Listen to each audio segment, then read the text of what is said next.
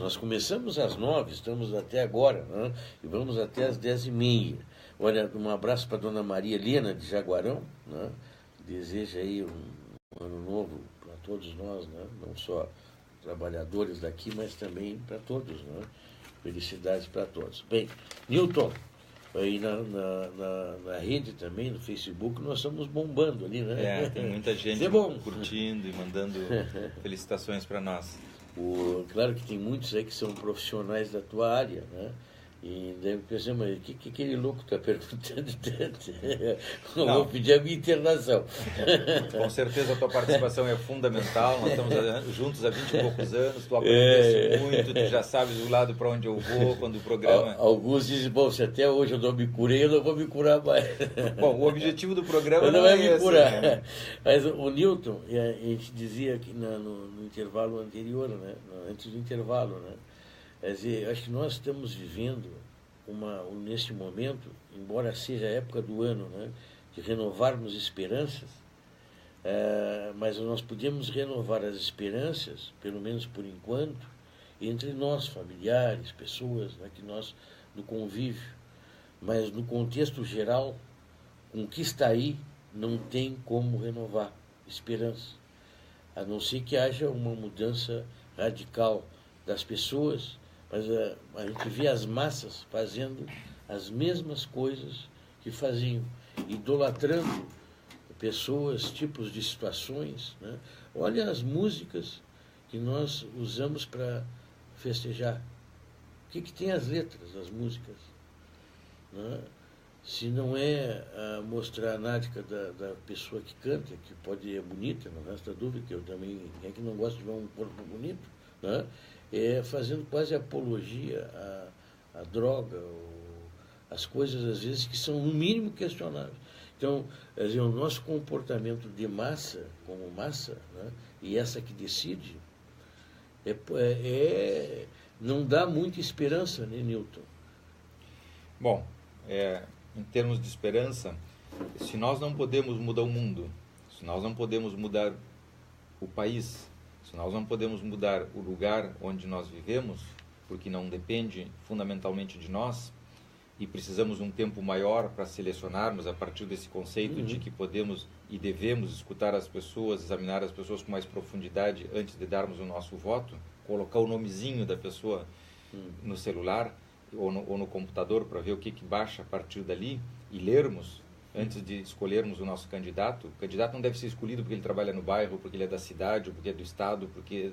Não, ele deve ser escolhido atualmente em função do que aparece no nomezinho dele ali embaixo, quando nós colocamos ele no celular ou no aplicativo do computador. Então, nós não podemos modificar rapidamente isso. Nós por estarmos ausentes dessas funções, nas últimas décadas as coisas foram chegando onde chegaram. Então, mas tem coisas que nós podemos ter uma participação mais ativa. Onde? Em casa. De que forma? Com as nossas relações entre a nossa família. Aí nós podemos, mulher, marido e filhos, podemos ter uma atuação muito rápida e muito eficiente. Mas nós vamos, eu acho que tem vamos ao ouvinte. Vamos dar Alô, bom dia, pois não? Bom dia, Leandro. Bom dia, doutor. Sim. A Eva está falando. Pois não, Eva. Assim, o doutor estava falando que a pessoa para ser político tem que ser politizado. E essas pessoas que fizeram esse projeto aqui, que eu vou falar daqui, que talvez é conhecido dos senhores, que fez esse projeto para botar gente qualificada, contratar para trabalhar no SANEP. Então, não são gente analfabeta. Eu gostaria que o doutor me explicasse isso. Tá, ok. Eu vou tentar explicar. Eu saio da curva. Bom dia, obrigado. Bom dia, vou tentar explicar para o Nilson, não sei se ele está acompanhando. Ela está se referindo, né, a esse projeto municipal, né, de um trenzinho para CCs, né, com altos salários, numa prefeitura que paga o médico um valor vergonhoso, né, ao professor, né, o SANEP mesmo, vez por outra, se fala até em privatizar, e agora abre, né, um braço bem grande, né, para colocar CCs que vão ganhar de 16, 7 mil por mês, né, CCs indicados, né, os amigos, né, muitas vezes são amigos, às vezes são pela questão funcional, não importa, né? Mas normalmente os CCs são aqueles cabides de emprego, né, em muitos setores da área pública, lamentavelmente. Pode até não ser, né? Pode até não ser, mas a prática da nossa história, né, no serviço público é isso, né? E pode até não ser, tomara que não seja, que seja gente que seja escolhido pela competência, mas a senhora está muito bem colocada. E a nossa Câmara de Vereadores aprovou, né? E nós temos aí os vereadores pertinho de nós, são vizinhos de casa, às vezes, né? E por uma questão de poder, votam. Pelo menos assim eu entendi aonde ela quer se encaminhar, né? Bom, ela faz uma referência interessante ao fato de que uma pessoa pode ser analfabeta e de bom coração, com uma personalidade interessante, e por questões da vida não pôde estudar, e uma pessoa pode ser culta e também de mau caráter, de má formação, de má índole e tudo mais. O fato do indivíduo estudar ou não estudar não é um tratado de saúde mental. A saúde mental não passa pelos títulos que a pessoa tem, mas sim pelo psiquismo que ela contém dentro dela, pela história familiar, pela história com os pais e tudo mais. Por isso nós insistimos tanto nas relações entre pais e filhos aqui no programa. O que nós não podemos defender é a ideia de que sem estudo a pessoa tenha conhecimento suficiente num mundo tão complexo, onde o estudo funciona como uma ferramenta necessária para que o indivíduo tenha a profundidade, a complexidade de fazer cálculos, de fazer projetos, de entender projetos, tendências e tudo mais, que não passa única e exclusivamente pelo aprendizado popular, digamos assim, pela experiência de vida, mas sim pela necessidade que o indivíduo tenha um conhecimento, digamos assim, que permita que ele diferencie propostas indecentes das não indecentes. Agora, esse é o ponto fora da curva ao qual eu me referia e ela retomou o tema. Nessa época de pré-eleição, já é eleição, que as pessoas já estão em campanha diretamente, historicamente, em Pelotas e nas outras cidades, os CCs se transformaram em cabos eleitorais. Então, toda vez que alguém coloca muitos CCs em véspera de eleição, são cabos eleitorais remunerados. A história nos provou isso. Quem trabalha com pessoas da política e tem contato com a política, todas as pessoas envolvidas nos bairros e tudo mais, sabem que os CCs são cabos eleitorais remunerados. Então isso é um indicativo de que a campanha eleitoral já iniciou. É honesto? Não, não é honesto. É evidente que não é honesto, porque o povo está pagando por pessoas que não vão se dedicar às suas funções, fundamentalmente, mas sim às eleições que vão se aproximando. Bom, anote isso no seu caderninho.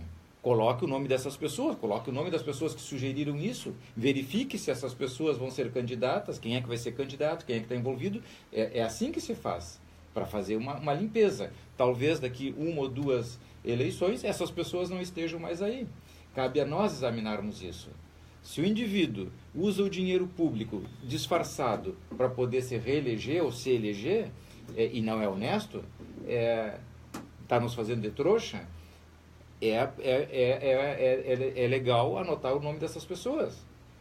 Na Câmara de Vereadores que ela fez referência, ou que tu fizesse referência, há pouco tempo atrás, os nossos vereadores aprovaram um projeto, meio na escuridão, na calada do silêncio, digamos assim, da população, modificando o plano diretor de Pelotas. Para pior. Isso fez com que a Faculdade de Arquitetura da Universidade Federal de Pelotas se retirasse, a Faculdade de Arquitetura da Universidade Católica de Pelotas se retirasse, e entraram com várias ações, a promotoria entrou com várias ações tentando reverter a modificação do projeto do plano diretor de Pelotas, não conseguiram. Por quê? Porque os vereadores votaram num projeto, num plano que é absolutamente nocivo para a cidade de Pelotas. Todo mundo, tanto é que as faculdades de arquitetura se retiraram dessa questão toda. E entraram com várias ações. A própria promotoria não conseguiram reverter, por quê? Porque eles se impuseram na marra, na força. Bom, tem que olhar quem é que votou, tem que saber quem é que estava aconselhando isso, quem é que de repente até recebeu dinheiro, e assim sucessivamente, porque parece até que, dizem por aí que até dinheiro rolou. Em Pelotas, município, não estamos falando de Brasília. O certo é que o plano diretor de Pelotas modificou para pior. Todo mundo tem a consciência disso. Bom, são pessoas que agora nós temos que observar, anotar nomes, fazer um caderninho, listas. É mais fácil de fazer uma listinha de quem não pode ser reeleito. Essa lista vai ser grande. Bom, tem que fazer. O Newton, se tu pegares, por exemplo, eu tenho para mim essa ideia. Quem votou, na minha percepção, cada um tem a sua leitura das coisas, né?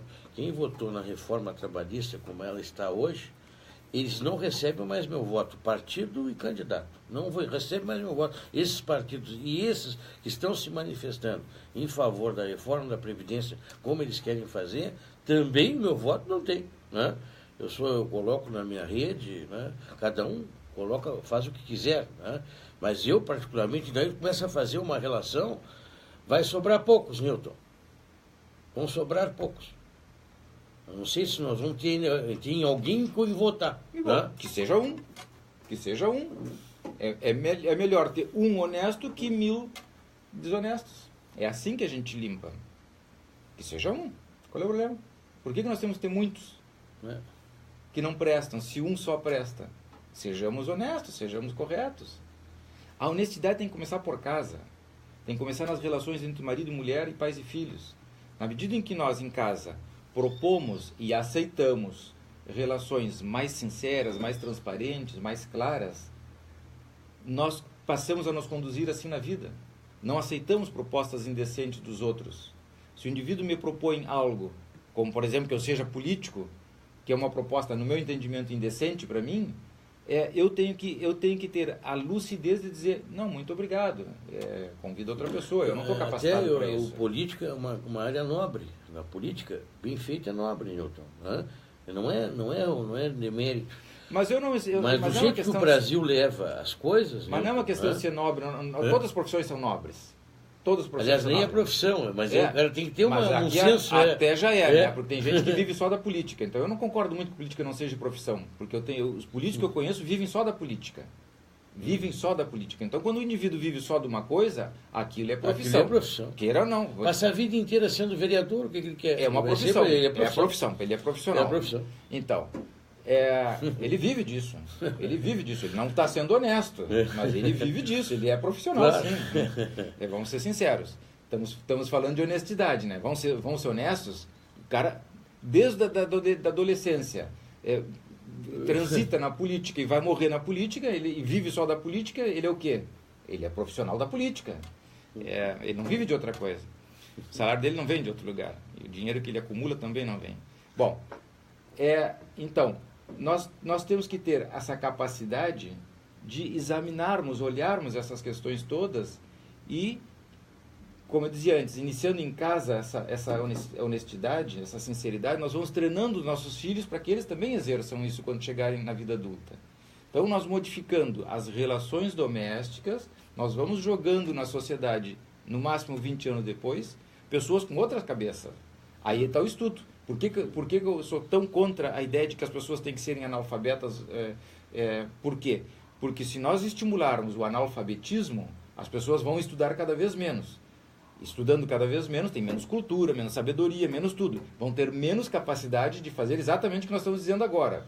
Porque, então tem assim, desarmamento, em geral. Não estou propondo que as pessoas andem armadas na rua, mas estou só lançando a ideia de que desarmar as pessoas em geral, do ponto de vista da arma concreta. Desarmar as pessoas do ponto de vista intelectual, tirando a escola das pessoas. Desarmar as pessoas da capacidade de julgar, de examinar. Nós vamos criando condições para nos perpetuarmos. É evidente. Se eu começo a dizer que eu sou o mais certo, que eu sou a única solução, que as pessoas não devem ver o resto, não devem examinar nada mais, que não vale a pena estudar, que não vale a pena ver outras teorias, que a minha teoria é a única certa, que eu sou o único salvador, que eu vou criando uma concepção meia messiânica, religiosa, de que as pessoas que me seguirem como cordeirinhos vão chegar num bom destino. Se vai ser bom ou não, isso é outro departamento. Pode ser bom para mim, para eles não. Mas as pessoas ficam como cordeiros, ovelhas, vão num trilho só, pisando uma atrás da outra, acompanhando, caminhando em direção ao que eu quero. Não? O caminho do matador. Pode até ser. Normalmente, o cordeiro, ele não reclama, mas ele vai para o caminho do matador. Eu tenho que ter a capacidade de enxergar isso. O indivíduo pode me propor, ele está no papel dele de me propor propostas indecentes, como querer que eu seja político, mas eu tenho que ter a capacidade de saber que eu não sou bom nisso. Eu tenho que fazer aquilo que eu sou mais ou menos, que eu tenho uma certa facilidade, que é o que eu faço. Se eu sair dali, eu vou ser ruim. Por quê? Porque eu não tenho capacidade, eu não tenho preparo, eu não tenho conhecimento, eu não sei, eu não tenho nada que me afiance. Eu só tenho uma visão de cidadão, digamos assim, que me permite enxergar as coisas com mais clareza, mas que isso não me capacita para exercer uma função política importante, um conhecimento. Eu vou trabalhar em quê? Na saúde? Eu não conheço saúde. Eu conheço a saúde do meu consultório, da minha clínica. Eu tenho a minha casuística, na minha especialidade. Mas a saúde é muito mais do que só isso. Bom, eu poderia ser um conselheiro, em todo caso, de saúde mental, tal. Bom, de repente até assim, um conselheiro, alguém que numa reunião pudesse ponderar. E no Brasil, conselheiro virou sintoma, né, agora é um jeito de canalizar altos recursos, né, para as esposas de figuras importantes. Né? Já distorcemos tudo, né? É isso aí, né? Já distorcemos. Nós fazemos valer aquela palavra, se o conselho fosse bom, não se dava, se vendia, né, Newton? Então, tem gente vendendo conselho... Mas já distorcemos. Isso, ó, aí está a distorção. Então, a proposta é sempre indecente. É sempre indecente. Cabe a nós conversarmos em casa com os nossos filhos sobre isso. Para que quando eles cheguem na idade de se proporem, que eles não aceitem nem proponham coisas indecentes para as pessoas. Isso começa por casa. Então ele não tem que aceitar que as pessoas, quanto mais cegas, quanto mais descapacitadas do ponto de vista cultural, intelectual e tudo mais, seja uma coisa legal na vida. Sim. Porque isso desprepara as pessoas para pensarem com profundidade. Desvirtuamos um pouquinho o programa. Mas estamos falando autoexame, né? Newton, e a aplicação disso na vida prática. Estamos concluindo, agradecendo a sua participação, Newton. Aliás, ao longo do ano, né, eu desejo um feliz 2018, né, com as mudanças na própria família, né, no seio da família, que é uma coisa importante para todo e qualquer ouvinte. Né? Se a gente vai mudar, tem que mudar por nós mesmos, né, Newton? E no seio da família, né? Vai ser uma coisa importante. E assim nós estamos concluindo o nosso programa de hoje, deixando para falar sobre esses temas no próximo sábado, né, Newton?